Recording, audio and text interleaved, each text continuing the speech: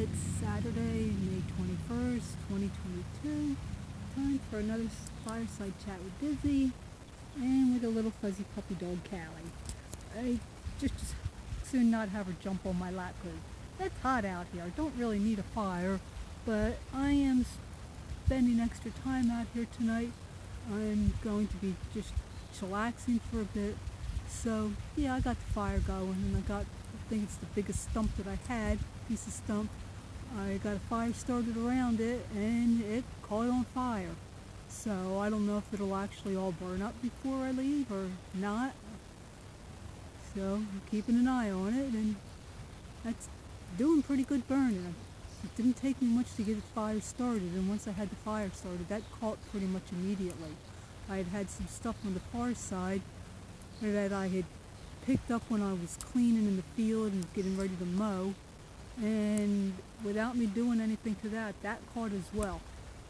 I know I did have fire coming out of the top. It's not now, so we'll see what happens. This is actually the second fire I've had this week. I had one on Thursday. I had chicks to put underneath of a hen. A friend had asked when I was going to be having a fire, as she wanted to come out, but she's away for the weekend. So I had one Thursday night, and she and I just sat around the fire until I had to put the chicks under, and then I went home. It was late when I got home that night. But didn't get a good hatch rate, and I don't really care. I'm not hoping to not buy any chicks. They each have at least two.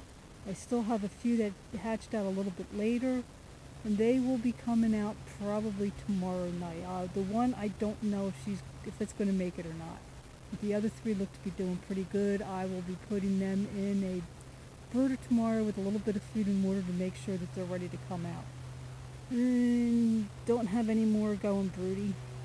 Now, one of the ones that I did have that was broody changed her mind like 2 days before I brought the chicks out. But that's okay, as I still had the 4 to put chicks under. If I'd had 5, it would have really been stretching it. I also had one of the ones with my older chicks decided that she was done with motherhood for now. She desperately wanted out. She was attacking the chicks, so I let her out, and I took all of her chicks and the other chicks that were the same age, and they are all now with the one hen that was still broody in my grow out pen. So she went from having 12 chicks to 21. I think that's how many. Yeah, 21.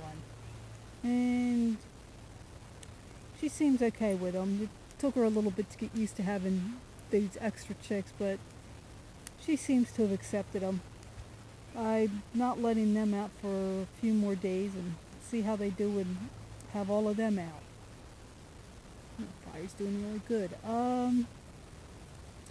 Didn't get as much done as I would have liked to have done this week.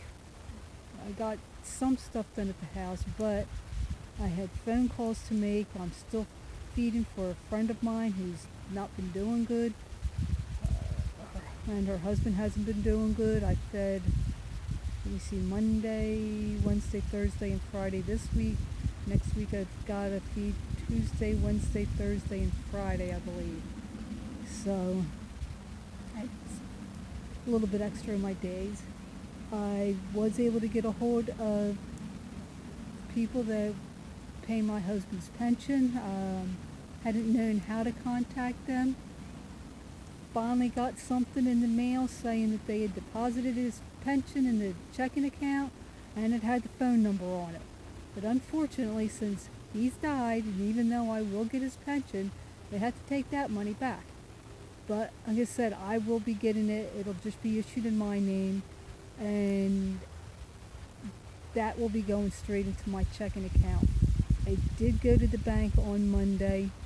I closed the joint savings account, put that money in my savings account, and I took out the majority of the money in the joint checking account. There are some bills that get paid automatically out of that, so I had to figure out how to get in touch with these people and get them to not get the bill out of that.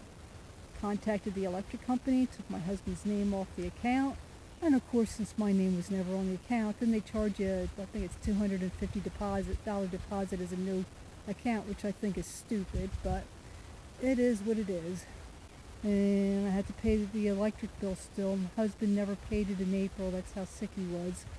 And I just got the new bill, so that's 2 months that I have to pay. I told him, that he died, and I'm in the process of getting everything figured out bill-wise, and, it might take a bit, but they will be getting paid. I know there's other bills that I have to pay. I've done the smart thing. I don't really know what I'm doing so far as getting the will probated, getting vehicles put in my name that are in his name only. Don't know if I need to pay his credit card bills, because he had I don't know how many. That's some of the things that are automatic payment. And I need to take care of the cable, the phone, yada yada yada. So I have an appointment with a lawyer, and I don't know how much it's going to cost me to get this all done, but I would rather go through the lawyer and make sure everything is done properly than down the road find out that there were things I was supposed to do that I didn't do, or money that I could have gotten that I didn't get. I talked to my brother who lost his wife, I believe it was 2011. It was March 5th, I remember that. It was the day before my sister's birthday. Mom she might remember the year better than I do. But he told me that he's just now finding out some stuff that he wished he had known back then. It would have made it easier on him, and there was monies that he could have gotten that he didn't know about. So I did go to Social Security. I was trying to find online about whether or not I qualified for widow's benefits since he was on disability. I found age 50, I found age 60, I found age 62. And I was hoping and praying that it was 60, because if it's 62, well, I'd have to wait almost a year, because my birthday's not until the end of March, and I'm 61 now. So I went to Social Security, I talked to them, and yes, I do qualify for widow's benefits. So how much I'm actually going to get, I don't know yet. But anything is better than nothing. And there are some benefits that I get just for him dying, also from the union as well. Anything extra that I get, I'm planning to put away and not touch. I'm going to talk to the bank and find out what I can do to have that money so that it's set to the side, getting the highest interest I can get, but yet at the same time, if I am able to go and look at property in the fall, be able to get fairly easy to pay for it. So, didn't get a whole lot done in the house because of that. I was going to work with licorice today. I've been working with the horses, or at least grooming Stormy on days that I don't work with the others. Today I was supposed to work with licorice. Well, we had a high of 99, so that didn't happen. And Fuzzy Puppy and I did go out in the canoe. And we get there about the same time as somebody with a bass boat. A lady, and I don't know if it was her son or her grandson. She never backed a trailer before in her life. She could not get it in. There were some guys there, and they're trying to give her suggestions and whatnot. And finally I asked her, I says, "Would you like me to do that for you?"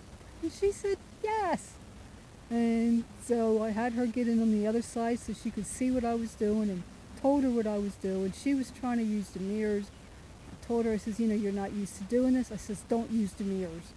And did have to change directions at one point in time because there was a low spot which I hadn't seen when I was backing up, and I hit that. So of course I pulled up and was able to pull around and get out of that, and she was thrilled. So I'm hoping that they got back out by themselves without me there. Callie and I, you said we went out in the canoe. Pretty sure I saw a beaver. I saw a fuzzy head swimming, and I know there are beaver, so I'm assuming that's what I saw. And Beaver Lodge, and we went past. I got to the first beaver dam. Since I'm in the canoe and not the kayak, I don't sit as low in the water. It took a little bit of maneuvering and using my canoe paddle instead of the kayak paddle. I was able to get over that. The second beaver dam, Didn't go all the way across. Was able to get around that. Third beaver dam, well, that was higher than the water level by a few inches. There was no way I was getting over that. So we turned around and went back. I don't know if Callie fell or if she jumped. All I know is she ended up in the water. She does wear a life jacket. It does have a handle on the back of it for just that reason. And I was able to grab her and pull her back in without tipping the canoe, which I was very happy about. And so I had to take home a wet puppy dog. And of course then you get home and she's wanting to curl up on me. And she's a good girl though. She's over here panting at me. Well, that's about it for me for the week. I'm going to go check and see if Stormy's done eating and throw some more wood in here. I did bring a hot dog out with me, which I'm going to cook. And I will talk at you later. Hope you have a nice day.